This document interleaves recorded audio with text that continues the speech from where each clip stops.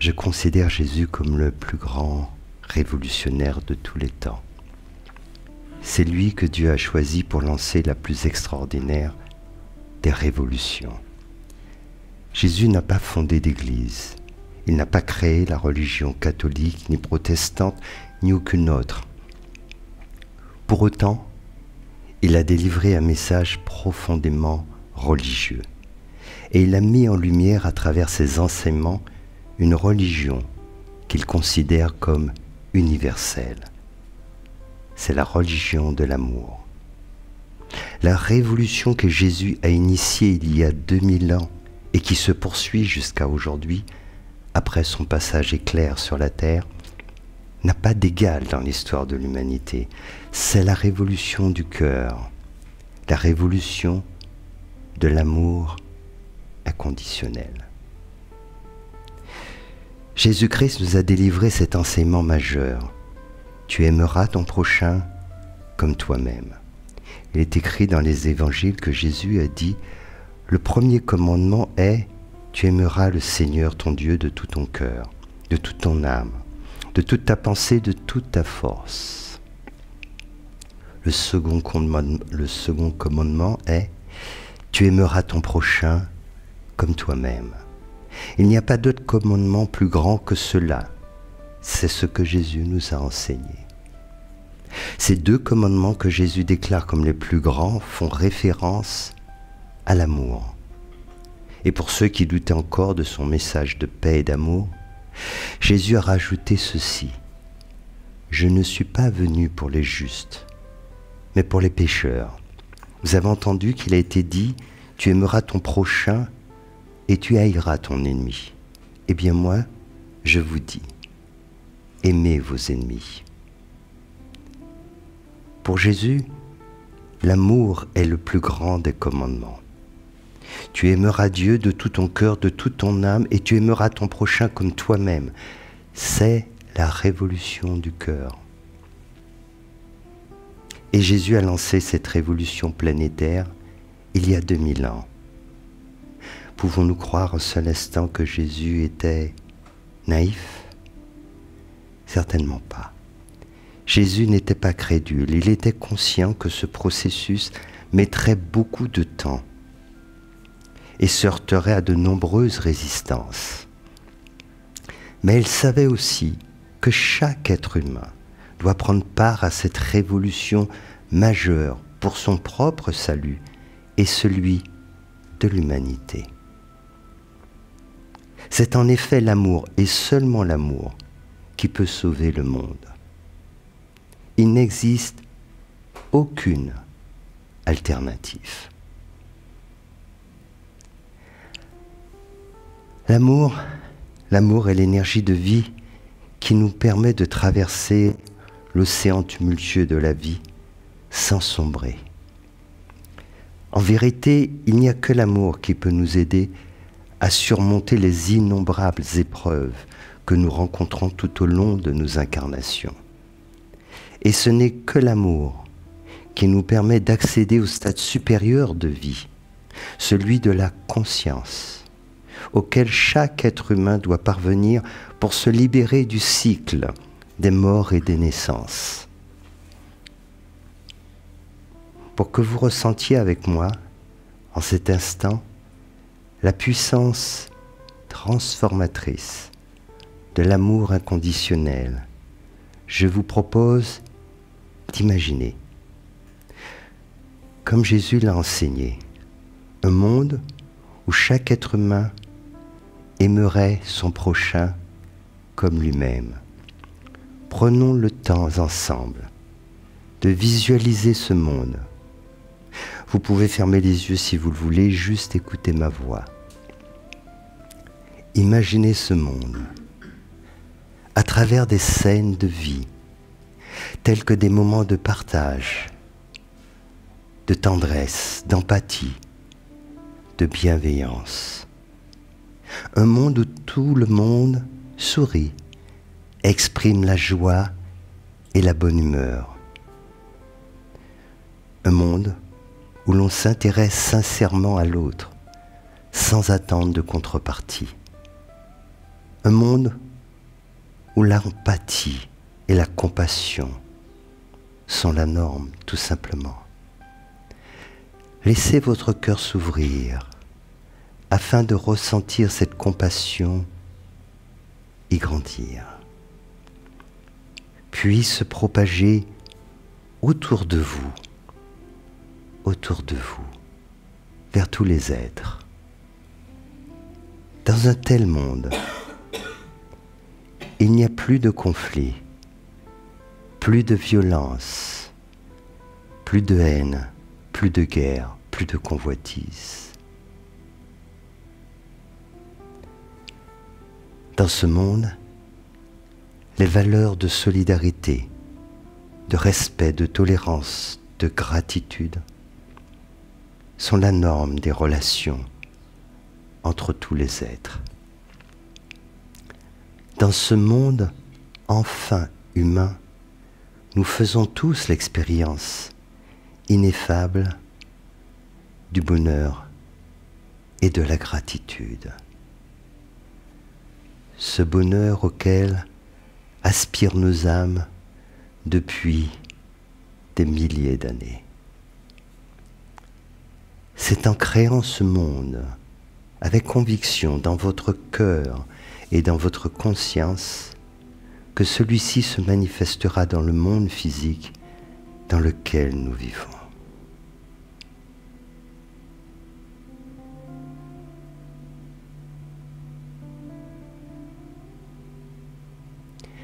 Si ce monde existe dans votre cœur, dans votre esprit, alors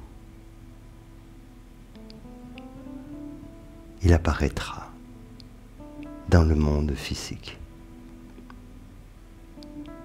C'est le pouvoir qui nous a été donné. Voyez comment nous pouvons visualiser ce monde, le ressentir, le créer. C'est ce monde que Jésus nous propose de bâtir. Et les fondations de ce monde, c'est l'amour. Sur de telles fondations, nous pouvons ériger tout ce que nous souhaitons, sans limite. En vérité, l'amour n'est soumis à aucune contrainte. Même le temps et l'espace n'ont pas d'emprise sur l'amour inconditionnel.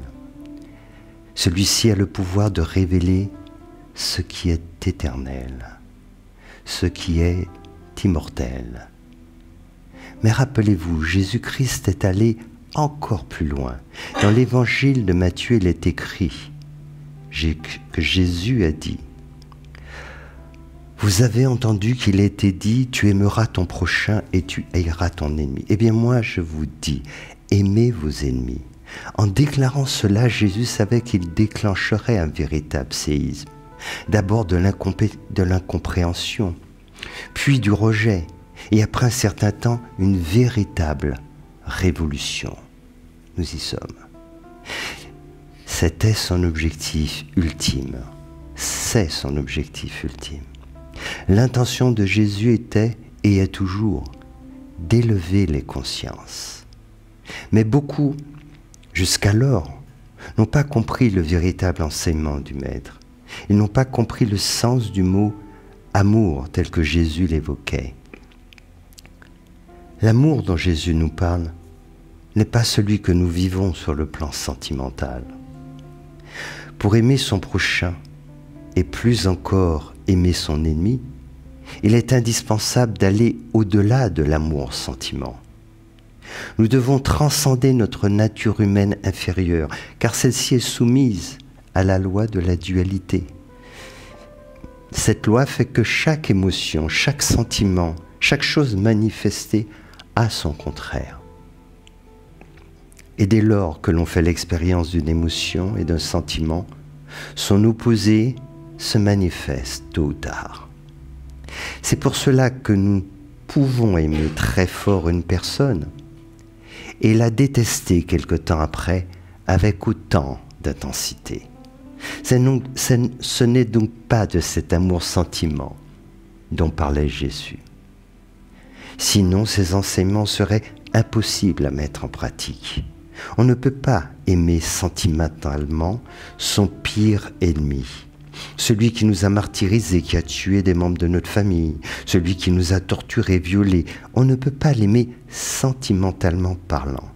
Mais Jésus nous disait pourtant que nous devions aimer notre prochain comme nous-mêmes, et plus encore, notre ennemi. C'est par cette interpellation invraisemblable que Jésus voulait provoquer notre révolution intérieure, déclencher notre éveil spirituel. Car cet enseignement était trop fort pour la grande majorité des gens qui l'écoutaient, et même pour ses disciples. Et c'est le cas encore aujourd'hui pour la très grande majorité d'entre nous. En fait, ce que Jésus demande de faire est impossible. Ce n'est humainement pas possible. S'il avait dit « vous devez pardonner à vos ennemis », alors on peut le concevoir, même si cela paraît extrêmement difficile dans certains cas. Mais cela reste possible. Mais Jésus ne nous dit pas uniquement qu'il faut pardonner à ceux qui nous ont offensés ou fait du mal. Il dit que nous devons aussi les aimer. Et là, forcément, on ne le suit plus. On décroche. C'est l'incompréhension totale. Il va trop loin, beaucoup trop loin. Certains pensaient, ils étaient nombreux, que Jésus était fou. Et oui, il n'y a qu'un fou pour affirmer que vous devez aimer vos ennemis. Et finalement, ces personnes qui pensaient que Jésus était fou n'avaient pas vraiment tort. Car Jésus, devenu le Christ, était devenu fou de l'amour divin. Cet amour inconditionnel, quand il se manifeste à travers un être comme Jésus, ressemble à de la folie. C'est incompréhensible pour un être ordinaire. C'est pour cela que quasiment personne ne comprenait les paroles du Maître. Et c'est encore largement le cas aujourd'hui. Son enseignement est trop fort, comme le disaient certains de ses disciples. Mais heureusement, Jésus disposait d'un atout très spécial et redoutablement efficace. Cet atout exceptionnel qu'il possédait lui donnait la possibilité d'être écouté au-delà de l'entendement. Il permettait aux plus incrédules d'être attentifs à ses enseignements. Quel était donc cet atout extraordinaire dont Jésus disposait pour convaincre les plus réticents? Jésus accomplissait des miracles. Il faisait la démonstration à travers des miracles de ses pouvoirs qu'il disait détenir de Dieu son Père. Ainsi, il démontrait que celles et ceux qui avaient foi en lui et en ses enseignements pouvaient même guérir de maladies incurables. Il affirmait et démontrait que rien n'était impossible pour celles et ceux qui avaient foi en lui et en l'amour de Dieu. Ainsi, les miracles qu'il accomplissait attiraient des foules considérables et favorisaient l'écoute attentive de ses enseignements. Des aveugles recouvraient la vue, des paralytiques se mettaient à marcher, des personnes mourantes retrouvaient la santé. Ce qu'il accomplissait n'était pas humain. Un homme ordinaire ne pouvait accomplir de telles actions. En fait, cela ne pouvait provenir que de Dieu. C'est ce que croyaient les personnes qui venaient le voir. Et de mon point de vue, elles n'avaient pas tort. Cette foi qui grandissait envers sa personne permettait à Jésus d'aller encore plus loin dans ses enseignements. Ainsi, Jésus déclarait encore ceci. « Eh bien moi, je vous dis de ne pas riposter aux méchants, mais si quelqu'un te gifle sur la joue droite, tends-lui l'autre joue. » L'enseignement de Jésus-Christ était consternant. Personne n'arrivait à prendre la mesure de celui-ci.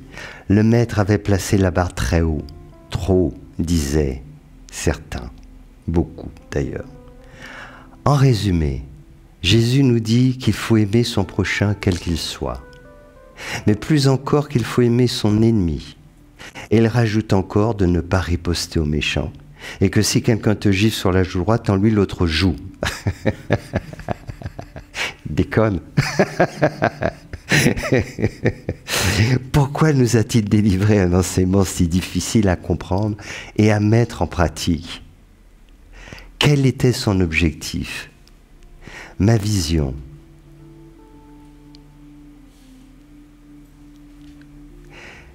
Juste une petite parenthèse.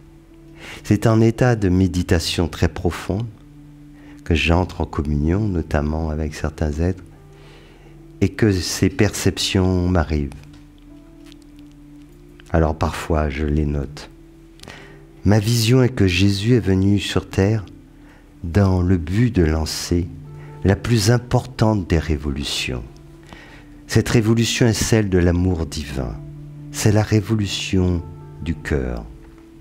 Et pour réussir cette mission divine, Jésus a dû vivre un processus initiatique très particulier. Il a fallu que Jésus devienne Jésus-Christ, que le Christ se révèle pleinement à travers lui. Et pour cela, Jésus a vécu un processus d'adombrement.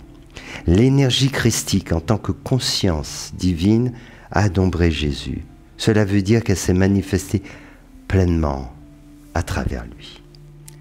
C'est ce qui lui a permis d'accomplir de tels miracles, de délivrer des enseignements aussi profonds et de lancer cette révolution planétaire qui se poursuit encore 2000 ans après son passage sur Terre.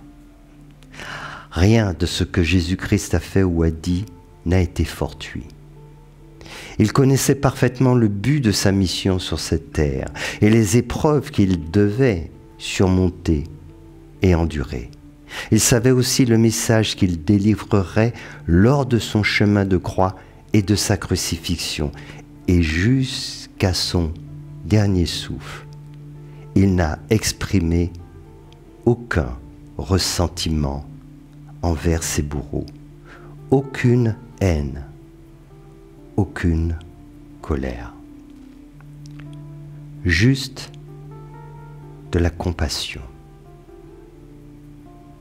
Juste de la compassion. En vérité, le Christ ne peut exprimer que de la compassion. C'est pour cela que Jésus a demandé à Dieu, qu'il appelait son Père, d'accorder le pardon à ses bourreaux. Car, lui a-t-il dit, c'est l'ignorance qui les a poussés à commettre ces actes odieux dont je suis victime, et que lui, Jésus-Christ, leur avait déjà pardonné. Ainsi, l'ultime enseignement qu'il a souhaité délivrer à l'humanité est qu'il faut pardonner en toutes circonstances, qu'il faut aimer tout un chacun, même son pire ennemi, et garder foi en Dieu, en toutes circonstances. Le Christ est unique, l'ego est multiple. 8 milliards d'égos, une conscience. Et cette conscience se révèle à travers le Christ en chacun de nous. Et celle-ci s'est révélée de façon extraordinaire à travers un être exceptionnel qui s'appelait Jésus. Et Jésus est devenu éternel en devenant Jésus-Christ.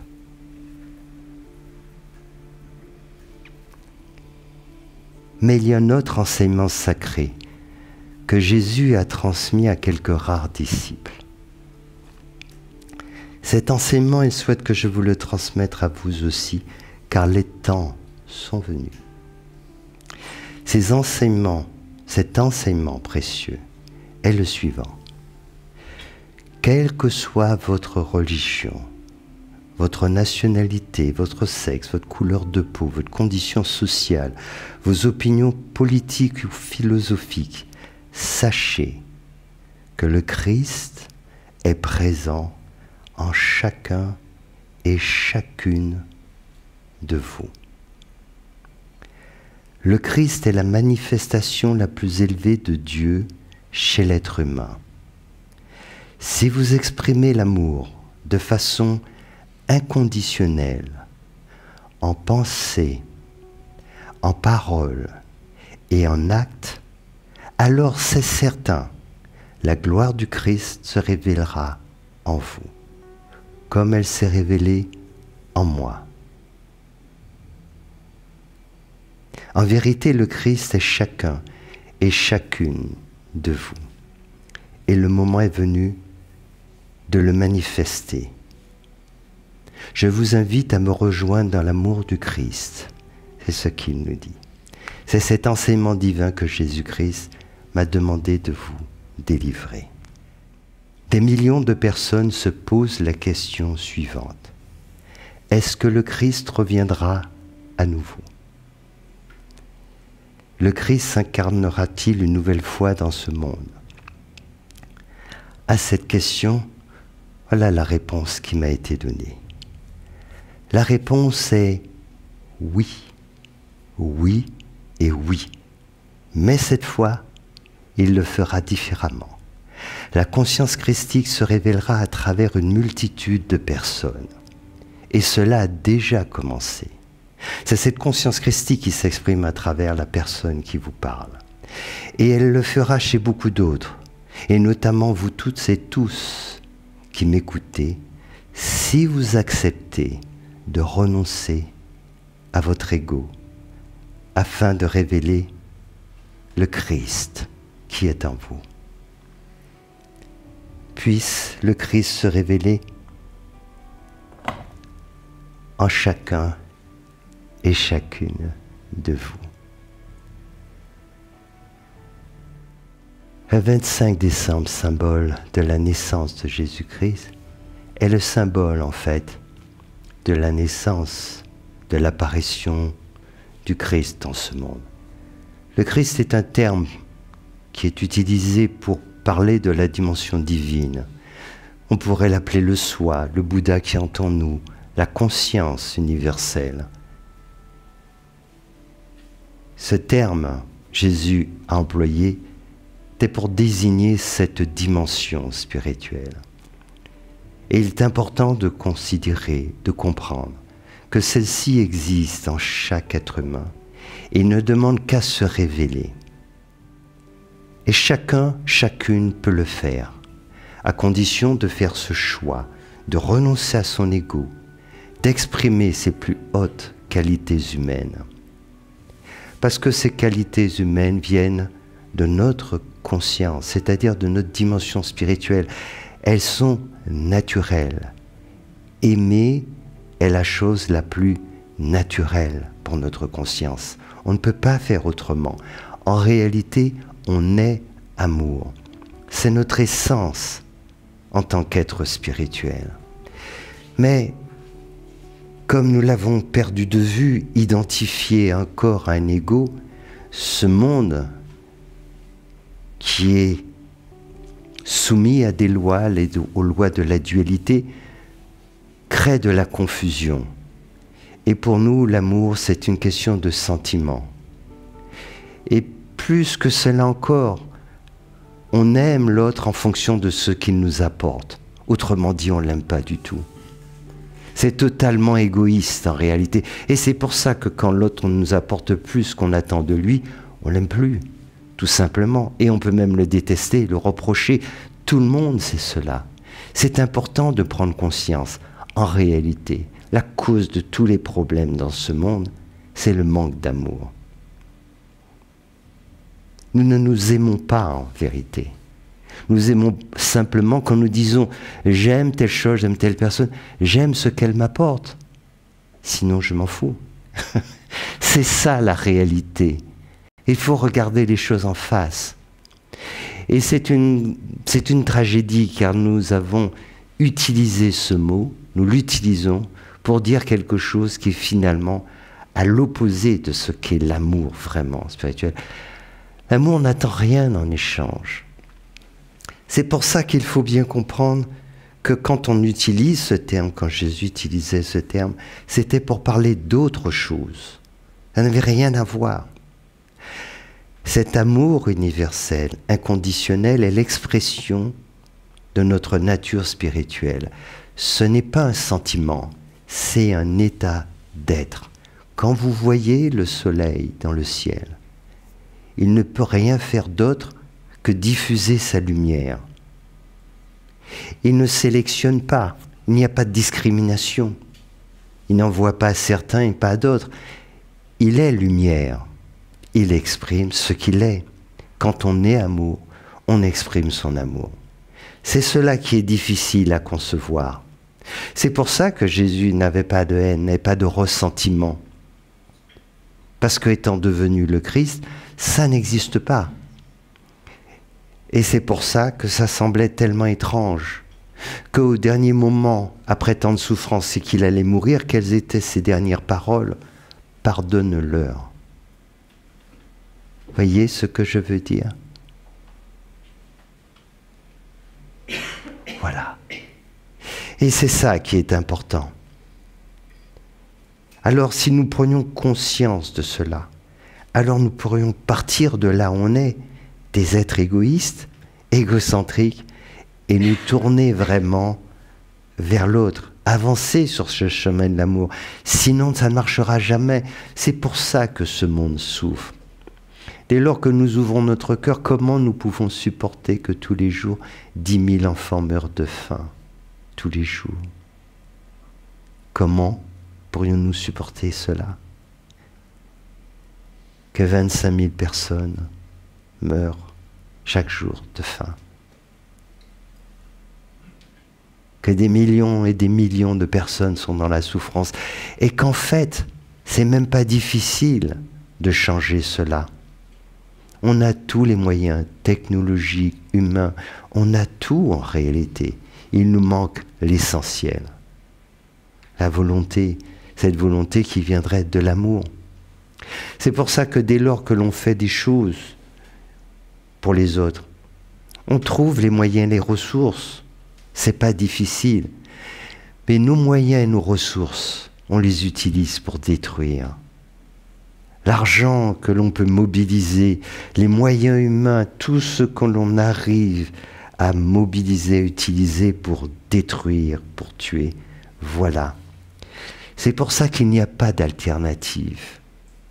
La seule solution, c'est l'amour. Il n'y en a pas d'autre. Il n'y a pas d'autre perspective. Mais il ne faut pas se tromper sur ce terme. Tant que pour vous, j'aime et demain j'aime pas, je t'aimais, je t'aime plus, ce n'est pas de cela dont on parle. Ce n'est pas de ça que Jésus parlait. Cet amour inconditionnel. Il faut aller à la découverte de qui on est réellement, de ce soleil intérieur, et libérer sa lumière. À partir de ce moment-là, c'est terminé. L'amour est l'essence de notre être. L'amour, c'est l'essence de toute vie. Et c'est bien cela qui nous fait défaut. Et c'est pour ça que c'est si important d'exprimer ces valeurs. Il y a bien sûr une façon d'y parvenir. Il y en a plusieurs. Très simple. Intéressez-vous plus à ce que vous donnez qu'à ce que vous recevez. C'est très simple. Intéressez-vous plus à ce que vous donnez à l'autre que ce que l'autre vous donne. Essayez de le faire ne serait-ce qu'une journée. Vraiment, intéressez-vous. Si vous changez ce regard, et d'abord, en faisant cela, vous allez vous rendre compte à quel point on a un problème. C'est-à-dire qu'on fonctionne ainsi. On regarde chaque chose par rapport à notre intérêt. Ça j'aime ce parfum, j'aime cette odeur, j'aime cette nourriture, j'aime le veau. Vous le détestez, c'est pour ça que vous le mangez. Bien entendu. Vous voyez, c'est toutes ces choses comme ça, quand on dit j'aime. J'aime ce que ça m'apporte, mais si ça crée des tas de souffrances, c'est pas mon problème. J'aime cela. C'est ça en réalité. On veut posséder. Dans les relations de couple, c'est pareil. Ce sont les rapports de force. Je t'aime tant que je te contrôle, tant que tu fais ce que j'attends. Mais si tu fais plus tout ça, ça va pas aller. Voyez ce que je vais dire? Quel esclavage! Quel esclavage! En fait, c'est se libérer tout cela. La liberté, la libération, c'est ça en réalité. Ne plus être là qu'émandé, être mendiant. En réalité, qu'est-ce que l'on cherche tous, fondamentalement? Qu'est-ce que l'on cherche tous? L'amour. C'est cela. Au fond de nous, on a cette intuition que c'est l'amour qui peut nous rendre vraiment heureux. Est-ce qu'on peut imaginer le bonheur sans amour? Est-ce que vous imaginez cela? Hein? Le bonheur. Voyez ce que je veux dire? Donc pour nous tous, et ce n'est pas faux, mais on s'est trompé sur le terme.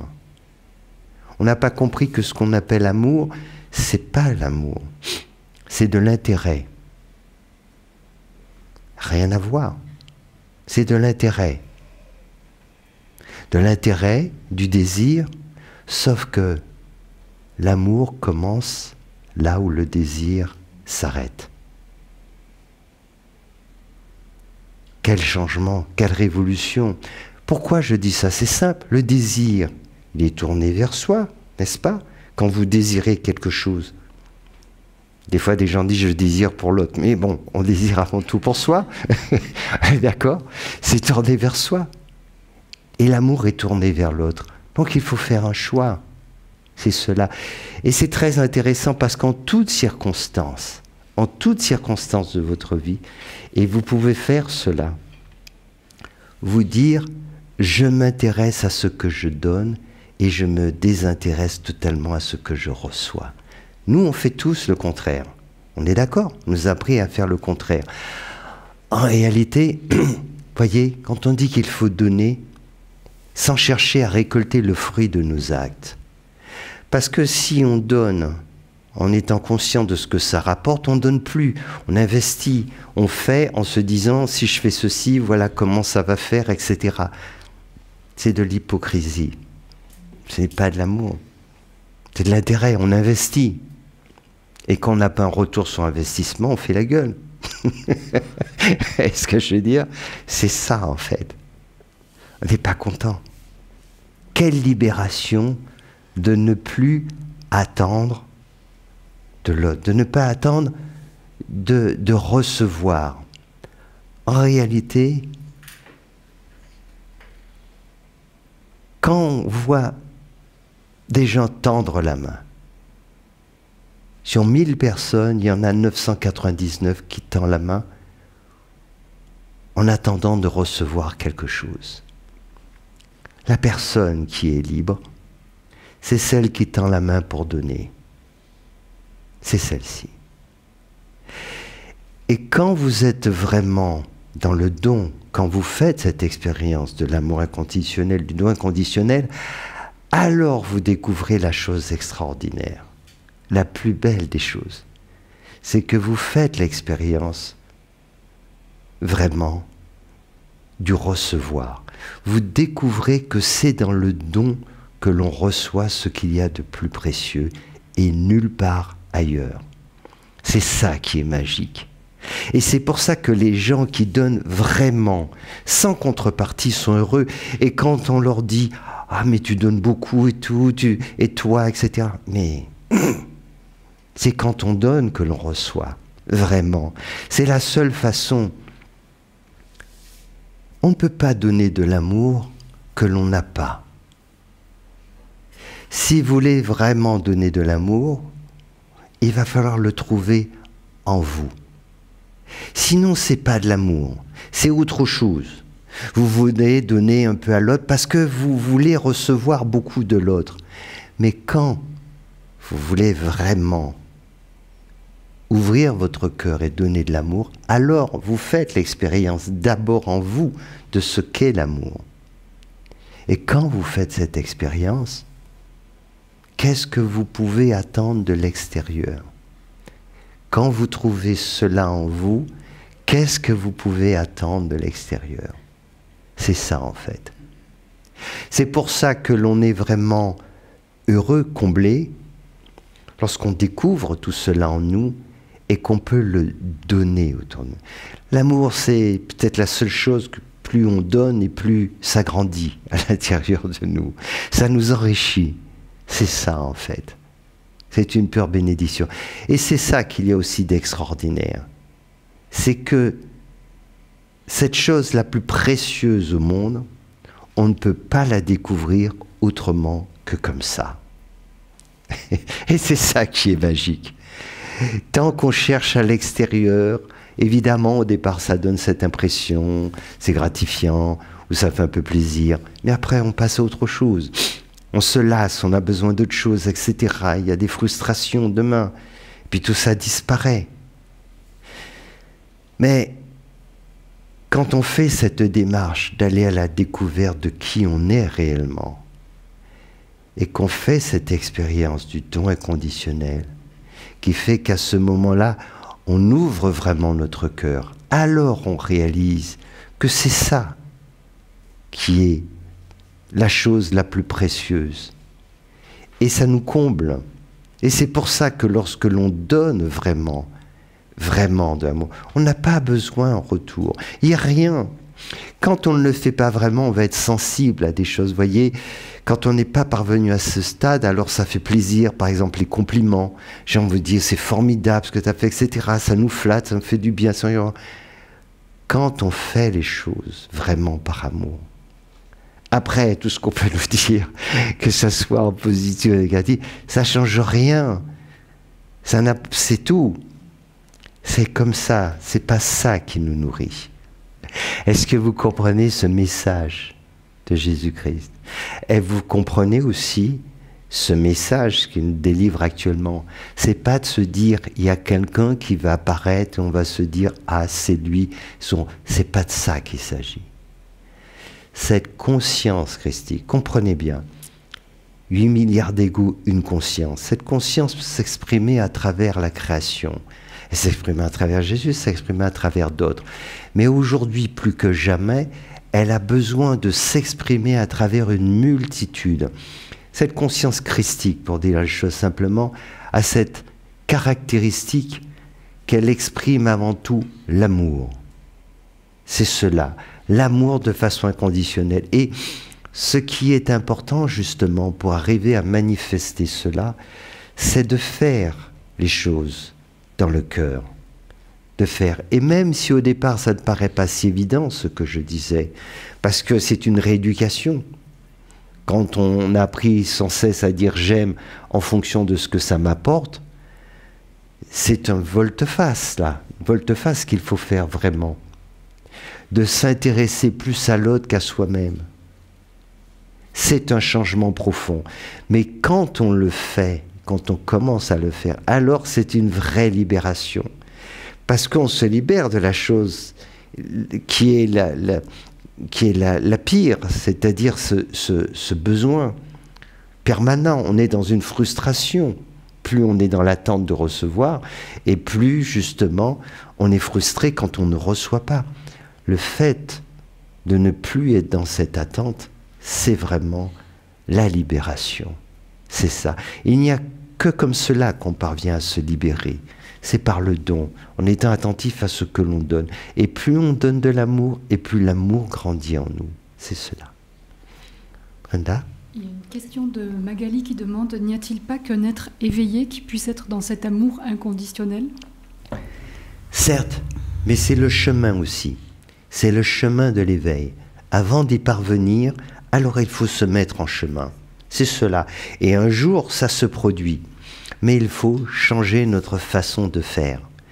C'est ça en fait. Et plus on le fait, et plus on permet à ces qualités humaines supérieures de se manifester. Plus on fonctionne de façon égoïste, et plus on le devient. On voit bien dans nos sociétés, égoïstes, individualistes, etc.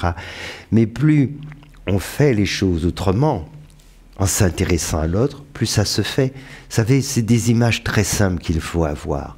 Si tous les jours vous êtes là, seul, chez vous, et puis vous préparez un bon repas, vous mangez tout ça, ok, c'est agréable, mais bon, si vous avez l'occasion un jour de le partager, vous vous rendez compte que c'est quand même mieux de le partager avec l'autre.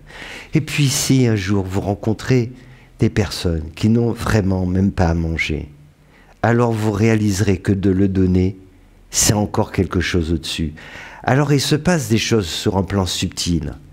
Au départ, ce que vous comprenez, c'est que quand vous prenez ça pour vous, vous le ressentez à l'intérieur. C'est physique. Donc ça vous fait plaisir, gustatif, etc. Mais le partager, c'est déjà, il faut aller sur un plan supérieur. C'est instaurer une relation, voilà, avec l'autre, plus sur le côté psychique, émotionnel, etc. Ok, je ne prends pas tout pour moi, mais je trouve un plaisir à faire plaisir à l'autre. Donc il faut se tourner vers l'autre. Vous voyez ce que je veux dire? On n'est pas égocentré, on se tourne. Et puis à un moment donné, si on va plus loin, alors on peut donner vraiment à l'autre. Et là, c'est s'élever en conscience. Et c'est ce qui fait qu'à ce moment-là, on se sent nourri. On sent que c'est quelque chose de tellement précieux. Mais on s'élève. Vous voyez ce que je veux dire? Si on ne s'élève pas et on reste terre à terre, ça ne marche pas. Parce qu'en donnant à l'autre, on dit oui, mais c'est pas ça qui me remplit le ventre. Donc, vous voyez ce que je veux dire? C'est quelque chose qui montre qu'on s'élève en conscience. Et c'est vrai qu'il y a des occasions qui peuvent nous être données, justement. Quand on voit des gens qui sont vraiment dans le désarroi, dans la misère, et quand on a l'occasion de faire quelque chose, de donner quelque chose qui nous plaît bien, mais on sent que pour l'autre c'est tellement important, alors on se rend compte qu'on perd quelque chose sur le plan matériel, mais on gagne quelque chose sur le plan spirituel. Et quelque chose de tellement précieux. Et là, on se dit, ouais, il n'y a pas photo. On se rend compte que ce qui se trouve sur ce plan-là est tellement plus élevé. Moi, c'est Véronique. Oui. Donc, je me posais la question par rapport à la vie de couple. Est-ce que les fondements des couples sont, comment dire, bien bâtis, parce que souvent on parle de complémentarité, mais est-ce que, si on part sur la complémentarité, est-ce que ça n'est pas voué à l'échec? Parce que, justement, on cherche quelque chose chez l'autre partenaire pour se compléter, quoi. Oui, absolument. Si on veut s'élever, on veut cheminer, à ce moment-là, la complémentarité va poser un problème. Ça va, si on reste sur un plan de conscience ordinaire, ok. Mais cette notion de complémentarité veut dire qu'il y a une espèce d'être qui est hybride, qui est créé, c'est le couple. Mais chacun est une moitié de ce couple, et donc il y a une complémentarité. Mais la complémentarité, c'est de l'antagonisme aussi. Donc, ça nous apporte certaines choses, mais en même temps, il y a des choses que l'on n'apprécie pas chez l'autre. Et quoi qu'il en soit, ça nous maintient dans notre incomplétude, puisque l'autre complète. Donc on n'est pas... Dès lors qu'on a envie d'avancer sur ce chemin, alors les choses deviennent différentes. On va, à ce moment-là, plutôt regarder ce que l'autre a qu'on n'a pas, et on va tâcher de faire grandir cela. Et quand ça se fait dans une relation de couple où on cherche plus, finalement, à plus que s'inspirer et apprendre des qualités de l'autre, que des qualités féminines, masculines, à ce moment-là, les choses deviennent différentes. Mais on est de moins en moins dans la complémentarité, en fait. On s'échappe de cela, puisque le but, à un moment donné, c'est de devenir entier. Et si on se maintient dans ce côté de chacun, voilà, représente une moitié, ben une moitié, elle a besoin forcément de l'autre, et donc on n'arrive pas à cette unité, à cet équilibre. Donc oui, c'est un problème, et il y en a bien d'autres dans la relation de couple, c'est le fait justement qu'on attend de l'autre. On est dans une relation basée sur le besoin au départ et pas l'amour. Et ça, c'est vraiment le point clé dans la relation de couple. Et la plupart des gens ne le savent pas, on ne le dit pas, on ne prend pas conscience de cela. Qu'au départ, on ne s'aime pas en réalité. On a besoin de l'autre. L'autre nous apporte quelque chose, on aime ce que l'autre peut nous apporter, mais ce n'est pas l'amour dont je parle. Pour cela, pour pouvoir vraiment aimer l'autre, il ne faut pas en avoir besoin. Il faut sortir de la notion de besoin. Le besoin est tourné vers soi. Alors c'est ça en fait. Quand on dit j'aime, ça veut dire oui, je t'aime dans le sens que ce que tu m'apportes. J'ai besoin de ce que tu m'apportes. Mais c'est ça qui pose problème. D'où la possessivité, la jalousie, etc. Mais la jalousie, c'est antinomique avec l'amour. Donc c'est le point de départ. Le point de départ, c'est le besoin. Le point d'arrivée, c'est l'amour. C'est ça qu'il faudrait comprendre, juste. C'est pas que de se dire c'est pas un problème en tant que tel. On est égoïste avant d'être altruiste. Mais si on pense que ça, c'est le top, et c'est ce que beaucoup de gens pensent, alors après, c'est le flop.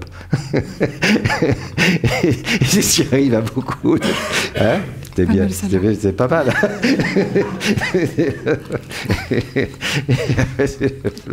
Si je fais l'expérience de l'unité en moi avec le Christ, c'est le véritable amour que je porte à ce moment-là.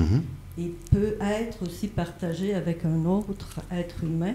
Et c'est plus les mêmes... la même histoire, bien sûr. Si on peut le dire. Bien sûr. Ça change tout en réalité. Plus cet amour grandit en nous, ça change tout et c'est, faut le dire, assez bouleversant. Parce que ça change notre relation à l'autre. C'est ça qu'il faut se dire. Si on va à la découverte de qui on est, ça veut dire qu'on va à la découverte de ces deux polarités. On va à la découverte justement pour la femme de l'homme qui est en elle, pour l'homme de la femme, etc. Et donc, jusqu'à un moment donné, on va trouver cet équilibre intérieur. Et plus on chemine, comme je disais tout à l'heure, quand on veut vraiment aller vers cette ouverture du cœur, on s'intéresse de moins en moins à ce que l'autre peut nous donner, mais à ce que nous, on peut donner à l'autre, aux autres. Et plus on le fait, plus on se libère du besoin, et notamment du besoin de l'autre. Et ça peut être troublant. C'est troublant dans beaucoup de relations, si on n'avance pas ensemble. Parce que nous, dans une relation de couple, le besoin rassure. J'ai besoin de toi. Ah, tant qu'il a besoin de moi, c'est OK. C'est ça, en fait. On entretient une relation basée sur le besoin. Mais le besoin, c'est la possessivité. La possessivité, c'est la jalousie. Tout ça, c'est pas de l'amour. J'ai besoin de toi, c'est pas je t'aime. J'aime ce que tu m'apportes, mais c'est ça qui est paradoxal et qui est difficile à comprendre. C'est qu'on peut vraiment, on commence à pouvoir aimer l'autre quand on n'en a pas besoin. Et ça, c'est difficile. Je t'aime parce que j'ai pas besoin de toi. C'est pas très romantique. Non. Vous voyez ce que je veux dire? C'est ça, en fait. Et c'est ça qui est vraiment difficile à comprendre. Et en même temps, si on avance dessus, on peut réaliser. Vous voyez, une sainte comme Amma qui prend des millions de gens dans ses bras et qui donne tout cet amour, elle n'a pas besoin des gens qui sont venus. Elle n'est pas dans ce besoin. C'est pour ça qu'elle peut aimer. C'est ça qui se produit. On ne peut pas donner tout cet amour si on a besoin. Si on le fait en attente de quelque chose, ça ne marche pas. Et c'est pour ça que moins on a besoin. Alors pour ne plus être dans le besoin, comment on fait? On s'intéresse à ce que l'on donne. Et plus on va vers le don inconditionnel, plus ça nous nourrit. C'est ça l'amour. On va chercher l'amour à l'extérieur alors qu'il est à l'intérieur. Qu'est-ce qu'il a? Waouh! J'ai déclenché quelque chose. J'ai déclenché.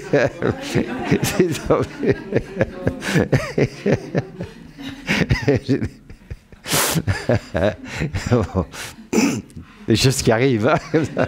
Et en fait, c'est vrai qu'on va chercher à l'extérieur ce qui est en nous. C'est comme si on regardait une fontaine qui passerait son temps à quémander un verre d'eau à droite à gauche. C'est pathétique. C'est en fait ce qui se produit. Cet amour est en nous. Il ne demande qu'à se révéler. Mais il ne peut pas se révéler tant qu'on se met dans la position de tendre la main pour recevoir. Ça ne marche pas. Alors au départ, il faut faire quelque chose qui ne nous paraît pas naturel. Parce que sur un certain plan de conscience, c'est pas naturel. Ouais, je donne, mais ça me rapporte quoi? Qu'est-ce qui se passe? Je fais ceci, Et d'ailleurs, c'est plein de reproches. Je m'occupe toujours de toi, je fais ceci, et toi, et toi. Il doit dire quoi en retour? Oui, ce que je veux dire. Alors que quand on est vraiment dans l'amour, c'est pas le problème. On n'attend pas ce truc de ce... Et ça peut poser des problèmes par rapport à l'autre dans la relation, parce que quand on sent que l'autre n'a pas besoin de nous, vous voyez ce que je veux dire? L'amour, c'est la liberté. C'est pour ça que l'amour fait peur.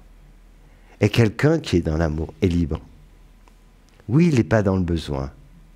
Alors ça peut être troublant dans une relation parce qu'il n'a pas besoin de nous.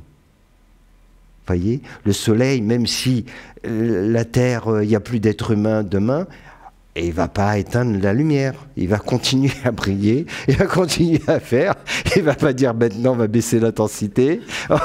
Et il s'en fout. Et il va continuer. C'est sa nature d'aimer. Il ne peut pas faire autrement. C'est sa nature. Alors ça ne veut pas dire que nous, en tant qu'êtres humains, on ne peut pas ressentir des émotions.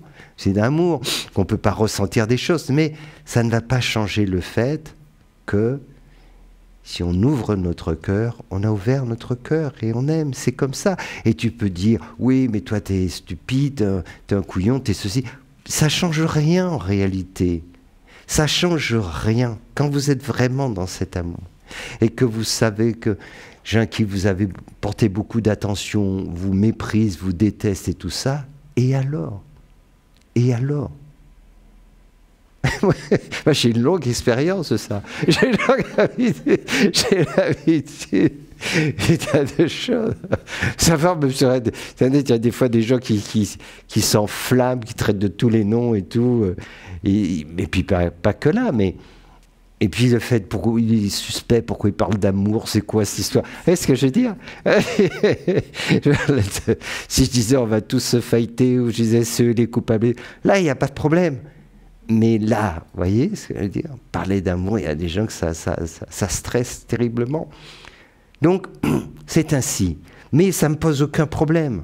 Je n'ai pas de souci avec ça, et si ça fait du bien, il n'y a pas de problème. Est-ce qu'on se comprend là-dessus? Hein? Ça vaut la peine de le vivre, non? Hein? Non.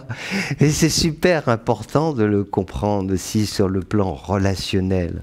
C'est tellement important, et notamment dans la relation de couple. Parce qu'on se plante. C'est pour ça qu'il y a une personne sur deux qui divorce, et ceux qui ne divorcent pas, ils ont du mal à se supporter. Pour beaucoup, c'est ce qui se passe, c'est la vraie vie. Il y a des gens dans la vie, on voit bien qu'il y a une personne qui sont divorcés, beaucoup d'autres, c'est difficile. Mais en fait, quand on regarde avec le temps, on ne sent pas cet amour. Ou alors il est super bien caché, mais on ne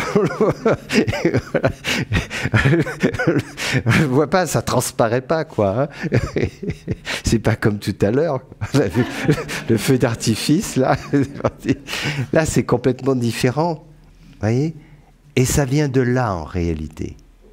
Ça vient de ça vient de cette confusion. C'est pas de ce... Il ne faut pas se culpabiliser, c'est pas ça le problème. Un bébé, quand il arrive, il est totalement égoïste. C'est comme ça, il a besoin de sa mère, il n'est pas fou d'amour avec sa maman, il en a besoin, sinon il meurt. Donc c'est ça, en fait. Il est totalement égoïste. Et la mère, heureusement qu'elle n'est pas comme lui. Donc c'est ça, en fait, qui se produit. Mais on n'est pas obligé de demeurer toute notre vie comme cela. Donc on peut partir de là, comme j'ai dit, une relation de couple, une relation de mariage réussie, pour moi, c'est de partir du besoin de l'autre pour arriver à l'amour pour l'autre. C'est ça, en fait. Donc c'est un point de départ, le besoin. Le point d'arrivée, c'est ça. Mais c'est vrai qu'il faudrait se comprendre là-dessus. Et au départ, ce chemin n'est pas évident parce qu'il y aura beaucoup de gens qui vont vous dire « Mais attends, c'est quoi? Tu passes ton temps et tu donnes, et qu'est-ce qu'en retour, maintenant, tu couillon, t'es ceci, etc. » Vous voyez, c'est ça, en fait. On croit que c'est une forme de naïveté, qu'il y a une forme de ceci, parce qu'on est dans un monde où c'est du donnant-donnant. Ok, tu fais tout ça, mais qu'est-ce que tu as en retour? C'est ça, en fait. Alors que sur ce plan-là, c'est pas comme ça que ça marche. C'est pas du tout comme ça que ça marche. Dans le chat de Cindy qui demande, Swami, pouvez-vous m'expliquer pourquoi certaines personnes n'acceptent pas de dons? Ça, je ne peux pas répondre d'une façon comme ça. Ça dépend des cas. Il y a tellement de situations, de cas. Là, c'est vraiment... Il faudrait voir quelle situation, de qui s'agit, personne. Moi, tu vois, il y a des gens, si certaines personnes... Oui, c'est quelqu'un qui vient notamment de la mafia qui veut nous faire un chèque, je vais dire non. Je vais dire non. Mais c'est dangereux de dire non à la mafia. Des fois, oui, c'est vrai. C'est vrai aussi, donc il faut calculer. Mais on peut comprendre un peu d'hésitation. Voilà, donc ça dépend en fait comment ça se passe, dans quelles conditions. Vraiment, ça dépend. Il y a tellement de cas différents. Il y a des gens qui ne veulent pas recevoir. Vous savez, moi, par exemple, si on fait si ça fait plaisir à l'autre, j'aime pas recevoir de cadeaux, des trucs comme ça, bien souvent. Je préfère des choses très concrètes, très utiles. On a une ONG, on s'occupe des enfants. Si vous voulez faire un don, il faut leur faire, ils en ont besoin. Moi, j'ai pas besoin. Donc, ça. Mais il y a des fois des cadeaux qui sont faits, qui font vraiment plaisir à l'autre. Ne pas l'accepter, c'est faire un peu violence. Donc, à partir du moment où ça fait vraiment plaisir à l'autre de le faire, ça me fait plaisir. C'est pas le cadeau en tant que tel, mais c'est le geste, c'est la démarche. Voyez. Donc, ça dépend le genre le contexte, vraiment. Pour répondre à ça, il faut vraiment être précis, savoir de qui il s'agit. Pas dire de bêtises. Hein. On ne peut pas répondre comme ça dans l'absolu. Hein. Oui. Une autre question de Monique qui demande comment ne pas attendre dans le domaine de l'éducation des enfants. Comment ne pas avoir d'attente en éduquant ses enfants? Alors, c'est une question intéressante parce que ça touche un point qui est vraiment crucial. C'est justement attendre quelque chose en retour. C'est vraiment quelque chose d'important. Dès lors que vous êtes dans l'attente, vous avez un problème. Et ce problème, vous l'aurez toute votre vie. C'est vraiment le truc dont il faut se libérer dès le départ. L'important, c'est de tâcher de faire ce que vous sentez que vous devez faire. Et de le faire au mieux. Et après, c'est une autre histoire. Voilà. Transmettre des valeurs, permettre à son enfant de découvrir des possibilités. Vous voyez, souvent on parle par exemple des religions. Bon, c'est peut-être mieux de lui permettre de connaître, de dire voilà les gens qui ne croient pas pour telle raison, voilà ceux qui croient. Il y en a qui croient Christ, il y en a qui croient Bouddha, il y en a qui pensent que Dieu c'est Allah, etc. Tout ça, enfin, si on va dans ce sens de l'éducation, de montrer tout le possible en chaque être humain, de montrer la diversité dans ce monde et de donner les possibilités à votre enfant en disant aussi, dans la vie, il y a plein d'orientations professionnelles, il y a des gens qui sexuellement, c'est pas toujours un couple, un homme, une femme, etc. et que tout ça, c'est ok. Les élever dans un esprit de tolérance, c'est très important, mais après, quand vous avez fait ce que vous avez à faire et si vous faites le mieux, être dans l'attente, non, vous avez fait votre part. Après, il se passera ce qui se passera. Et ça, c'est vraiment important. Parce que dans la vie, ça se passera toujours comme ça. Des fois, vous faites peu et vous voyez des choses extraordinaires qui se produisent. Puis des fois, vous faites vraiment beaucoup et vous voyez le résultat, c'est pas vraiment évident. Donc, ça vous apprend une chose essentielle, c'est le détachement. Voilà, c'est une clé dans le cheminement spirituel, c'est faire les choses sans attendre quoi que ce soit en retour. Tenez de l'amour, parce que c'est quelque chose qui est essentiel. Mais maintenant, si après vous reprochez à vos enfants, voilà tout ce que j'ai fait pour toi, voilà ce que j'ai en retour, ça, c'est pas top. Voilà ce que je veux dire. Et ils ont le droit de faire, quand ils doivent pouvoir dire, ah bon, d'accord, ok, c'est un investissement, t'as fait ça pour ceci. Vous le faites pourquoi? Si vous le faites par amour, alors ne demandez pas des comptes à l'autre. On va sortir le cahier. Et voilà. Vous voyez ce que je veux dire? Si vous le faites par amour, vous l'avez fait par amour. Après, l'autre, il fait ses choix. Voilà, ça. Peut-être qu'il y aura une religion que c'était pas du tout ce que vous pensiez. Faire un boulot, c'était pas ça. Être avec quelqu'un que vous imaginiez pas, être homosexuel et tout ça. Et alors, c'est sa vie, c'est son choix. Youpi.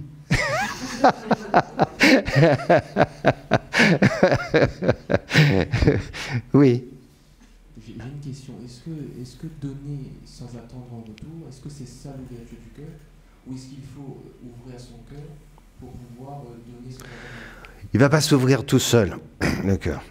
La meilleure façon de l'ouvrir, c'est justement de donner. C'est ça, en fait, qui met la machine en route. Parce que si on attend qu'il s'ouvre, ça ne va pas le faire, en réalité. Tu vois, c'est en faisant ces actions au quotidien, en le faisant, en allant. Et il faut être clair, vous aurez des moments, des réactions, c'est normal, des réactions contrastées. Et parfois, il y en a qui ça va faire réagir et qui vont regretter ça. Mais ça nous révèle justement qu'on n'y est pas encore. Et qu'à un moment donné, on comprend, on va rentrer dedans. Et c'est pas donner à tout va, c'est notre conscience, notre intuition nous dit c'est juste de le faire ainsi. Si c'est pas juste, on le fait pas, mais c'est pas par méchanceté, c'est pas parce que ceci. Et il y a des fois, tu vois, nous, dans notre démarche humanitaire, il y a des fois, pour certaines personnes dans cette situation, on n'y va pas. Parce qu'on sent que c'est pas bon. Ou l'autre n'a pas compris le message, on va dire non. On veut bien t'aider, mais toi, qu'est-ce que tu fais aussi pour avancer? Donc c'est pas irréfléchi. Voilà. Donc c'est ça qui est important. Mais dans tout ce travail qui est fait, il n'y a pas d'attente du retour de quoi que ce soit. Donc il faut cette pratique, bien entendu. Et plus on pratique, plus notre cœur il s'ouvre. Et plus on se libère de cela. Après, on ne fait même plus attention à ce qui se passe. Oui. Jérôme dit « Ouvrir son cœur, j'ai du mal avec cette notion métaphorique ». Peut-être lui expliquer que c'est pas une opération à cœur ouvert. Ouais, c'est ça. On n'y est pas encore. Oui, en fait, ouvrir son cœur, ça veut dire vraiment donner de l'amour sans contrepartie. C'est ça, en fait, que ça veut dire. C'est vraiment donner de l'amour sans attendre quoi que ce soit en retour. C'est de le faire. En fait, ce qu'on peut remarquer beaucoup dans notre contexte, dans la société, c'est pas le pire à La Réunion, en métropole c'est pas mal quand même dans ce sens, c'est à quel point nous sommes réservés quant à ouvrir notre cœur. Vous voyez, on est vraiment dans la fermeture. Déjà un sourire, on le contrôle. Il faut faire attention déjà à sourire. Mais, vous voyez, donc ce côté de partager, de donner, d'être... Allez, c'est tellement restreint et chez beaucoup de personnes, c'est tellement calculé. Donc, ouvrir cela vraiment. Et en fait, c'est vrai que dans un premier temps, souvent, en fait, pour des gens qui n'ont pas eu cette habitude, ça fait peur. C'est ça. Donc, on veut contrôler. On est contrôle, c'est comme dans nos relations. Ok, alors j'aime mes enfants, j'aime la voisine, ça c'est autre chose. Mais les parents, etc. Ouais, on est dans ce contrôle de l'amour. Mais tant qu'on contrôle, il n'y a pas d'amour en réalité. Si vous êtes dans l'amour, vous ne pouvez pas contrôler. Si vous aimez, vous aimez. C'est autre chose. Après, c'est pas parce que vous aimez que vous allez faire tout et n'importe quoi. C'est pas ce que je dis. C'est pas ça. Ouvrir son cœur et être dans l'amour, ça veut pas dire qu'on vous demande n'importe quoi et c'est partant. Je suis ok, c'est pas ça. L'amour, ça vous rend pas bête, naïf. C'est pas de ça qu'il s'agit. En général, les expressions métaphoriques, elles ont un fondement. Elles reflètent un ressenti. Est-ce que c'est pas parce que quand on ouvre son cœur, on le sent cette expansion, on sent l'énergie qui circule plus amplement, et donc ça donne cette sensation de s'ouvrir. C'est d'autant plus compliqué pour les hommes parce que ouvrir son cœur veut dire laisser notre énergie qui est bloquée là au niveau du 3e chakra, monter au niveau du cœur. Et c'est beaucoup plus compliqué pour les hommes. Pour des raisons que j'ai déjà expliquées, au niveau de nos centres énergétiques, on fonctionne de façon opposée, l'homme et la femme. Et l'homme, il est expressif, yang, au niveau du 3e chakra, le besoin d'affirmer son ego très fort, le besoin de pouvoir, de domination, etc. Et donc, ouvrir son cœur veut dire, je laisse monter mon énergie ici, et je lâche un peu l'affaire avec mon ego, avec je domine, je contrôle, je ceci, et là, c'est difficile. Pour beaucoup d'hommes, c'est difficile. C'est pour ça qu'ils se font d'abord violence à eux-mêmes, cette violence à la femme intérieure, et c'est pour ça que les femmes subissent autant de violence dans le monde. Elles subissent autant de violence à cause de cela, parce que c'est l'ego qui combat, donc ce féminin. Et pour les femmes, le 4e chakra, il va dans le sens du côté expansif, il est yang. Donc il est plus naturel pour la femme d'ouvrir ce cœur. C'est pas des trucs compliqués. Une femme dire ouvrir son cœur, elle va jamais demander de quoi s'agit-il exactement. Tu veux dire quoi? Comment? Elle va pas rentrer dans ce genre de truc. C'est un truc qui semble normal. C'est pour ça d'ailleurs quand on parle de ça, il y a 90% de femmes. Parce que c'est un truc normal. Mais pour un homme, on va parler de quoi? Je dois machin et tout. Et en fait, on ne sait pas d'où ça vient. Pour que je ne le comprenne pas. C'est en fait cette énergie. On est dominé par le 3e chakra. Le 3e chakra, il est là. Et sa caractéristique, c'est je m'affirme. C'est moi le plus fort, je domine, etc. C'est pour ça que ce monde est si violent. C'est pour ça que les femmes subissent autant de violence. Parce que les femmes, justement, elles vont plus facilement aller vers cette ouverture du cœur. Et elles sont combattues à cause de cela. C'est pour ça qu'il y a autant de violence envers les femmes. Mais il ne faut pas perdre de vue que cette violence qui est exercée envers les femmes, elle est exercée envers sa femme intérieure pour un homme. Il y a ce rejet du féminin. C'est ça en fait. Vous verrez jamais quelqu'un, un homme, accepter le féminin en lui qui aura cette violence envers les femmes. C'est pas possible. Alors que ceux qui sont vraiment dans le rejet, qui ont besoin de montrer que je suis un mec et tout, on est là, etc. Ceux-là, oui, c'est ça. Ils sont parfois des excès de virilité en cognant, mais pour eux c'est normal, c'est la vérité. Sauf qu'on s'égare complètement. Et c'est ça, en fait, le problème. Namasté Swami, namasté à toutes et à tous. Je m'appelle Patrice. Et Jésus-Christ nous dit d'aimer son prochain comme soi-même. Comment fait-on quand on ne s'aime pas? Alors, bien sûr, c'est une question qui est intéressante parce qu'il s'adresse aux gens qui généralement ne pensent qu'à eux, sont égoïstes en réalité, et c'est pour ça qu'il a utilisé ce terme, parce que les gens pensent toujours d'abord à eux, etc. Alors, tu sais, m'a dû entendre le dire déjà, beaucoup de personnes, pour différentes raisons, n'ont pas cette image positive d'eux-mêmes, ne ressentent pas cet amour vis-à-vis d'eux-mêmes. Et c'est un problème qui concerne beaucoup de gens. Et ça vient souvent de l'éducation. On nous a donné une mauvaise image de nous-mêmes, que l'on traîne depuis, etc. Un manque de confiance, il y a plein de choses. Et en fait, ce que je dis par rapport à cette situation, c'est que tu peux donner tout l'amour que tu n'as pas reçu. Parce que l'amour est ton essence. Et que la meilleure façon, finalement, de s'aimer soi-même, c'est en donnant de l'amour aux autres. Parce que, franchement, on a une autre image de nous-mêmes quand on donne de l'amour. Et ce n'est pas qu'une image. C'est-à-dire que quand on fait du bien vraiment aux autres, quand on leur donne cela, alors on sent quelque chose en nous. Et on réalise que forcément, on est quelqu'un de bien. Parce qu'on se sent humain en faisant cela. Et c'est la chose qui est la plus importante pour nous. C'est se sentir vraiment profondément humain. on sent cela. C'est ça en fait. Et ça nous fait du bien. Et plus on le fait, et plus ça nous fait du bien. Donc, c'est très important. Il ne faut pas rester bloqué sur son personnage, sur son ego. C'est aller chercher au fond de soi ce qui existe, qui nous caractérise le plus. C'est justement cet amour. Et cette attention que l'on peut apporter, cet amour que l'on peut donner. Alors, on va se rendre compte que c'est quelque chose qui nous fait vraiment, vraiment du bien. Et qui nous donne une autre image de nous-mêmes. Parce qu'on ne peut pas. En faisant toutes ces choses, quand on fait, on est tourné vraiment vers les autres. On n'est pas dans l'autosatisfaction, c'est pas ça. On n'est pas en train de se dire je suis quelqu'un de formidable.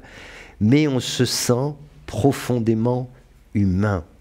Et ça change tout. C'est ça qui est vraiment important. On sent que c'est juste. Vous voyez ce que je veux dire? Quand, moi, il y a des gens qui me font des compliments. C'est gentil, mais ça n'a pas d'impact sur moi, les compliments. Mais par contre, ce qui me fait du bien, c'est de faire ce que je fais. Transmettre, donner tout cela, que ce soit dans le cadre des actions humanitaires, dans l'enseignement et tout ça, ça me fait du bien. C'est énorme. Voilà. Et c'est ça qui est vraiment important. À partir de là, c'est suffisant. Donc, c'est important de le considérer. On retrouve une meilleure image de soi par rapport justement à notre attitude. Et plus on est dans cet amour, plus on le donne, et plus on se sent bien. Parce qu'on se sent plus humain. Et ça, c'est vraiment important. Comment, dans la situation du couple, une femme qui rentre et qui a fait sa journée, comme son mari, elle peut faire pour ne pas attendre qu'il propose de faire la cuisine ou de faire prendre le bain à l'enfant? Comment elle peut travailler et avancer sur cet amour inconditionnel, être dans le don et sans ses attentes au quotidien? Non, je crois que là-dessus, il faut vraiment être clair. Être dans l'amour inconditionnel, ça ne veut pas dire que pour autant, je vais tout faire et toi, tu ne fais rien. Ce n'est pas de ça qu'il s'agit. Il faut savoir, est-ce qu'on est prêt, est-ce qu'on va s'entendre? C'est ça un couple. Est-ce qu'on va s'entendre? Est-ce qu'on est OK sur la façon de fonctionner et tout? On peut être dans cet amour et ne pas s'entendre avec l'autre. On peut être dans cet amour et de se dire on n'est pas fait pour vivre ensemble. C'est pas un problème en réalité. Ça ne veut pas dire qu'on va détester l'autre après. Mais son fonctionnement ne nous convient pas, cette façon de faire. Donc c'est ça, il faut vraiment être clair là-dessus. Et il y en a pour qui la répartition des tâches, ça leur convient. Et il y en a d'autres, une répartition, mais pas forcément comme celle-là, et qui voudraient faire autrement. Il faut se parler, il faut clarifier les choses. Et effectivement, il ne faut, pour moi, en tant que femme, il ne s'agit pas de subir, il s'agit de se libérer aussi justement de ce mode de fonctionnement dans lequel on a enfermé les femmes et aussi les hommes, puisqu'ils ont été éduqués comme ça, disant non, ça c'est... Et on sait bien comment ça vient, puisque c'est aussi les mamans qui reproduisent cela et qui vont éduquer les garçons différemment que les filles. Donc tout cela, il faut le changer pour ceux qui ne sont pas OK, et puis il faut se parler, il faut être clair là-dessus, et puis de se dire... Voilà, est-ce que ça va pouvoir marcher ou ça va pas pouvoir marcher? Et si ça va, c'est bien, mais si ça va pas, c'est pas dire qu'on va se détester demain. On restera, mais de se dire, voilà, on va pas s'entendre, ça va pas fonctionner, je vois pas la vie comme ça, tout simplement. On n'est pas des ennemis, il faudrait vraiment garder cela à l'esprit. Et c'est pas parce qu'on n'est pas d'accord sur certains points qu'on devient des ennemis, c'est ça en fait. On devient surtout des ennemis quand on est dans l'attente, quand on est dans le besoin, que l'autre ne nous donne plus, alors on réagit ainsi. Mais si ce n'est pas le cas, c'est complètement différent. Il y avait d'autres? Oui, ça rejoint... Ce sont aussi des questions sur les relations et le couple. Claudine demande, si on n'est pas sur cette même longueur d'onde dans le couple, comment est-ce possible de cheminer ensemble?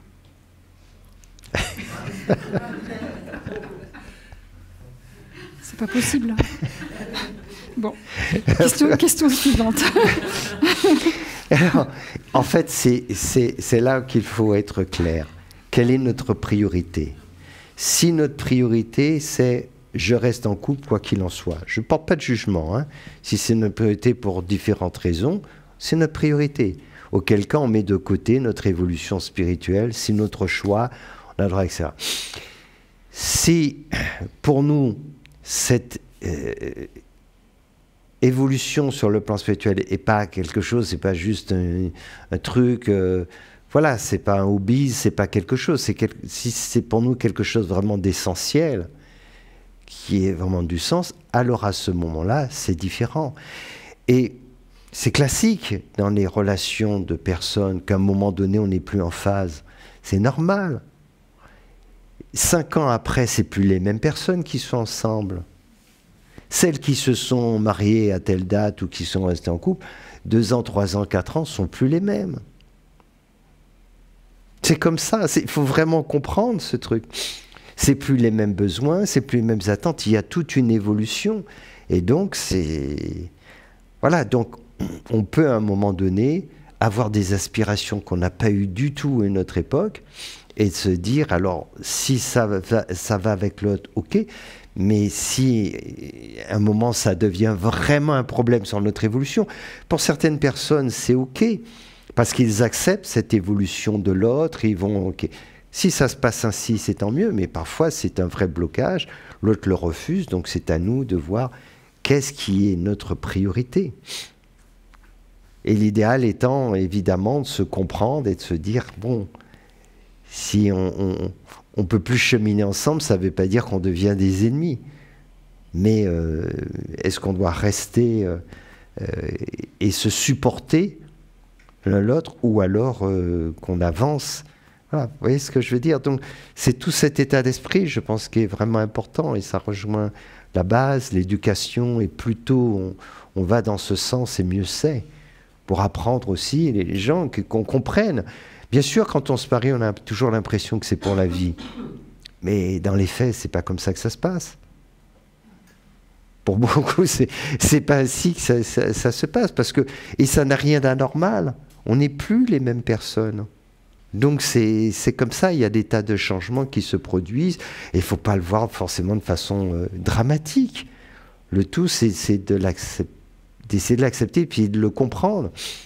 Et peut-être de ne pas considérer l'autre comme étant sa possession, c'est je te possède, et puis aussi le reproche. Parce qu'on reproche, mais on change. Oui, peut-être à un moment donné, on faisait les choses comme ça, puis à un autre moment, ben, on a changé, et puis ça n'a plus d'intérêt pour nous. Donc, c'est comme ça. Je pense que tu as, Swami, répondu à la question précédente, mais ça a déclenché une autre question de Clara. De ce fait, sommes-nous faits pour être et vivre en couple? C'est bien, la question. Ça fait penser, j'ai vu une émission sur un peuple, je crois que c'est ça en Chine, enfin, très particulier, qui vivent, alors c'est société matriarcale, il y en a très peu, et en fait, ils vivent pas du tout en couple, elles vivent seules, et elles s'occupent des enfants. Et les hommes viennent les voir juste quand ils ont besoin de les voir, mais celles qui s'occupent des enfants, qui font grandir et tout ça, et quand on les interrogeait, ils disaient « mais c'est parfait comme ça », et c'était très bien. En fait, on a besoin de l'autre. Alors il y a différents niveaux, mais il faut vraiment être clair là-dessus. D'abord, ce sont des besoins, enfin, physiologiques, affectifs, sexuels, économiques. C'est tout cela qui fait qu'on est en couple. S'il n'y avait pas ce besoin vraiment très fort, on n'aurait pas d'enfant. Donc, on ressent à un moment donné de notre vie ce besoin d'être ensemble, ce besoin de faire des enfants, etc. C'est comme ça que ça marche. Et ça doit être plus fort que tout le reste. C'est pour ça qu'à ce moment-là, on fait des enfants, on se dit c'est pour la vie, etc. Bon. Et après, les choses, elles évoluent. C'est ainsi. Alors, plus on va chercher notre équilibre intérieur, moins on va le chercher à l'extérieur. Mais pour beaucoup de personnes, comme l'équilibre, c'est forcément chez l'autre, on va chercher chez l'autre, donc on va de relation en relation, en se disant ben, c'était pas la bonne personne, etc. Mais en fait, on maintient son déséquilibre, on est toujours dans l'attente d'une relation qui va nous voyez, extérieur pour nous apporter l'équilibre. Et puis à un moment donné, dans notre cheminement, on peut avancer autrement et de se dire, je vais chercher en moi ce que je cherche extérieur. Parfois, il y a des couples qui le font ensemble, qui se sont dit, ben oui, c'est pas plus bête, ça évitera qu'on se chamaille, qu'on se scie, puis qu'on se sépare demain, parce que finalement, tu vas chercher ailleurs, et moi aussi, etc. Et là, c'est autre chose. D'ailleurs, là, il n'y a plus aucune raison de se séparer, ça n'a plus de sens. Puisque ce que l'on veut, c'est trouver cela, et quand l'autre fait la démarche aussi. Donc, voilà, ce couple-là, il peut fonctionner, mais il n'est pas fréquent. C'est pas fréquent. Généralement, il y en a un qui commence à sentir les choses qui avancent, et puis il y a l'autre qui n'est pas du tout d'accord avec ça. Pas du tout. Il me dit, c'est quoi tes histoires de spiritualité? Et c'est qui que tu regardes? Lui, là?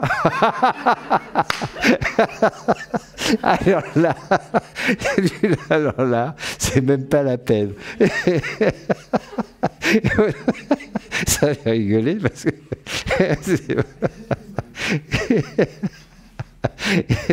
C'est ça, non? C'est la vérité vraie, non? C'est ça, en fait. Donc il y a des peurs, il y a des préjugés, il y a tout ça. Et c'est fou à quel point ça fait peur lorsqu'on parle d'amour. Et qu'on en parle de cette façon, hein, qu'on parle de sexe ou d'autres choses et tout ça, c'est OK. Mais quand on parle de cette façon, ça fait vraiment peur. Vous savez pourquoi ça fait peur? Vous savez pourquoi ça fait peur? Tu sais pourquoi ça fait peur, non? Vous savez pourquoi ça fait peur?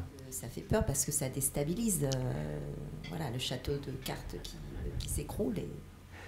Alors, pour être plus précis, ça fait peur parce que l'amour est incontrôlable. L'amour, c'est la liberté. Et c'est ça qui fait peur. C'est ça, en fait.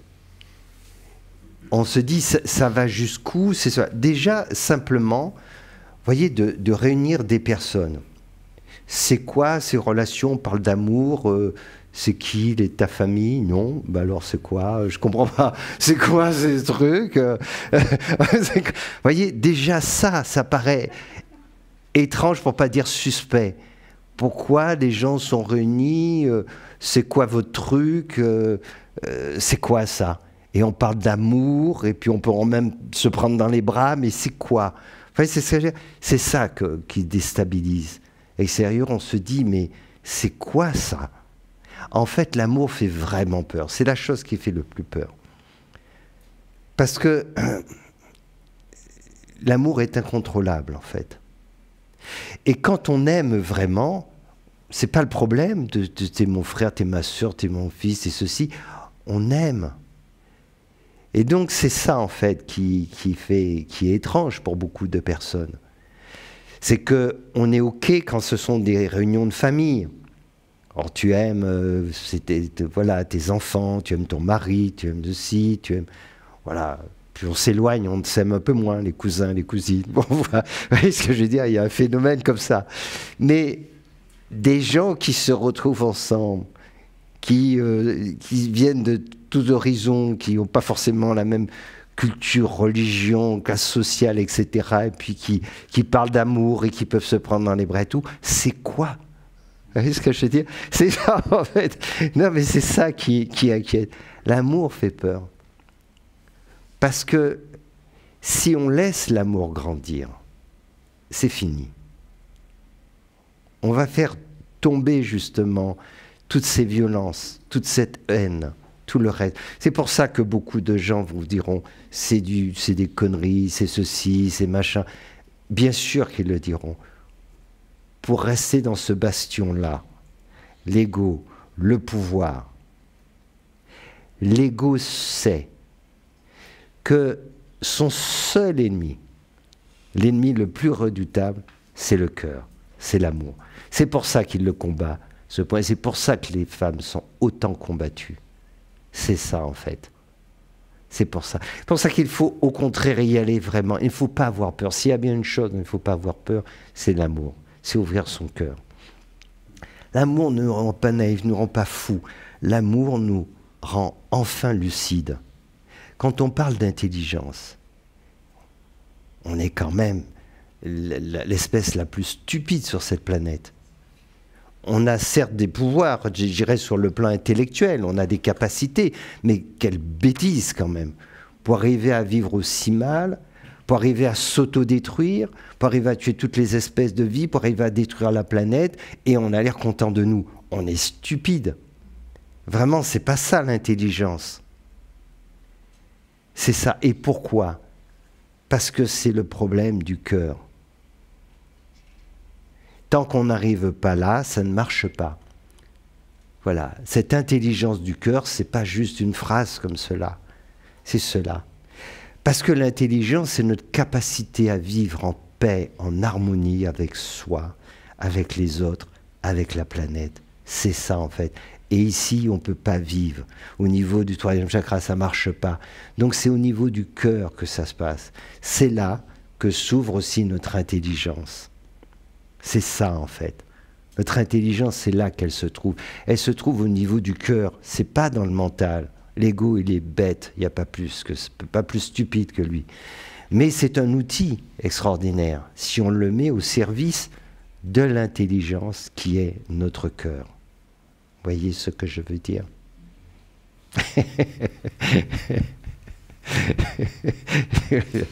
Tu viens de répondre, Swami, une question que je voulais te poser, qui est de Zoltan.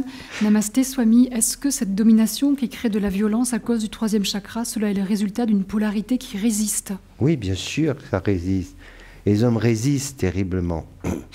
Et ils résistent, ils résistent, ils résistent. C'est important que vous pensiez à cela. C'est terrible ce que les femmes subissent depuis tout ce temps. Cette violence, cette discrimination partout dans le monde à des degrés différents. Et encore, j'en parlais il n'y a pas si longtemps, c'était dans le cadre d'une émission où la personne me disait « Mais de quoi tu parles? Ça n'existe plus en France. C'est les années... » Mais c'est un homme, évidemment, qui disait ça. J'ai dit « Ça n'existe plus. » J'ai dit, discrimination, bien sûr que ça existe. Les violences faites aux femmes, bien sûr que ça existe. Je crois que c'est problème. Tu vas en France, à Paris, tu vas prendre le métro. Mais oui, peut-être toi en tant qu'homme, tu ne sais pas ce que c'est. Mais pour les femmes, elles savent ce que c'est. Des gens qui vont les agresser sexuellement, se frotter, etc. C'est terrible. Les femmes vivent avec ça en permanence. À se poser la question toujours, quand je sors seul, etc. C'est des trucs que les hommes n'ont pas en tête. Donc, c'est vraiment quelque chose de terrible. Et c'est le vrai combat. C'est pour ça que ce qu'il faut aujourd'hui, parce que cette victoire, en réalité, elle est inéluctable. Il ne faut pas douter de cela. Mais c'est la victoire du cœur. Et il faut vraiment comprendre, et que toutes les femmes doivent comprendre que avec cette ouverture du cœur, le cœur est placé au-dessus. Voilà. Et cette ouverture du cœur, c'est ça qui va permettre de donner une perspective à l'humanité. Il n'y a pas d'autre perspective. Il n'y en a aucune. Regardez le monde dans quel état il est. Comment on va pouvoir changer avec les mêmes personnes qui ont créé ce chaos et qui continuent? C'est impossible. Il faut vivre cette mutation. Cette mutation, c'est l'ouverture du cœur. Et beaucoup d'hommes vont suivre. Parce qu'évidemment, il y a des hommes qui comprennent, qui ont compris qu'il faut faire autrement. Ils ont compris, vraiment. Ils ont compris. Vous voyez, c'est ça, en fait, qui est important. Donc, il faut une vraie solidarité au niveau des femmes. Voilà, et que ça soit un vrai combat, non pas contre les hommes, c'est un combat pour l'amour. Il n'y a pas besoin de se batailler contre les hommes. C'est pas de ça qu'il s'agit. Il faut donner la place au cœur, à l'amour. Il faut garder à l'esprit que l'amour est plus fort. Voilà, il faut vraiment avoir foi en cela. C'est l'amour au final qui vaincra, c'est certain. Et c'est ça qu'il faut avoir à l'esprit. Plus vous allez ouvrir votre cœur, plus vous allez aller dans ce sens, et plus vous verrez que ça va se faire. C'est l'avenir de l'humanité, c'est écrit. Quand vous le percevez sur un plan de conscience, comme moi je peux le percevoir, il y a plusieurs perspectives. Il y en a qui sont vraiment pas terribles. Aujourd'hui, on comprend ce que je dis au niveau scientifique. C'est la physique quantique, on parle du champ quantique. Donc on s'aperçoit que plein d'avenirs existent potentiellement. Mais lequel nous voulons? Lequel nous voulons? Et je ne suis pas le seul être venu sur cette terre, et d'autres qui œuvrent pour faire en sorte que cet avenir où l'amour triomphe soit l'avenir de l'humanité. Et c'est celui-là. Et c'est ça qu'il faut avoir à l'esprit, il faut que chacun œuvre. Ça rejoint le message du Christ. C'est plus d'attendre une personne qui va venir, c'est en toi, en chacun, chacune de vous. Renoncez à votre ego, éveillez votre conscience, libérez le Christ qui est en chacun et chacune de vous. Moi, je le vois, je le perçois, je le sais. C'est ça, en fait, quand je vous dis, c'est vraiment ça. Et c'est ça qu'il y a de formidable aujourd'hui. C'est que cette seconde venue, cet avènement, en réalité, c'est cette énergie christique, cette énergie. Et elle veut se révéler à travers une multitude, et notamment chacun et chacune d'entre vous. À chacun de le décider, de le faire. Mais franchement, c'est même pas compliqué. Il faut juste le décider et y aller vraiment. Et ne pas avoir peur. Ne pas avoir peur d'aimer. Ne pas avoir peur de libérer sa lumière intérieure. Ne pas avoir peur d'être meilleur. C'est comme ça. Ça vous parle? À moi aussi. C'était un plaisir immense de partager ces moments avec vous. Ça a dû être une souffrance aussi. C'est formidable de rester tout ce temps à m'écouter. Quelle patience. C'est un plaisir de pouvoir partager cela. Et en plus, en sachant que, parce que je le vois, que ça grandit. Vous savez, c'est comme quelqu'un qui travaille la terre. C'est ce qu'elle fait. Et quand on sème, on a aussi une vision comme ça dans le temps. Et on sait à un moment donné, parce qu'on a l'habitude et on voit qu'il y a des terrains qui sont fertiles. Alors on sait que quand on donne une certaine semence, on sait que ces terrains sont fertiles, on sait que ça va pousser. Et ça pousse déjà, donc je sais. C'est ce que je perçois. Cette salle, et puis au-delà aussi, hein, à travers l'écran, je sais que ça pousse, ça va grandir. Et encore une chose, ce qu'il y a d'extraordinaire, c'est qu'on est à une période, un moment particulier de l'histoire de l'humanité, où justement il y a une énergie qui favorise cette croissance. Sinon, ça serait plus long, plus compliqué, mais ça favorise cette croissance. Donc si vous faites un pas, il y en aura 10 qui sera fait pour vous. Et après 100 et 1000. Ça favorise cette croissance. Donc c'est vraiment le moment. C'est le moment parce qu'après on n'a plus beaucoup de temps. Hein. Donc, ouais, le monde de toute façon. Mais franchement, c'est pas qu'on peut y arriver. On va y arriver. C'est l'amour qui vaincra. Namasté à toutes et tous.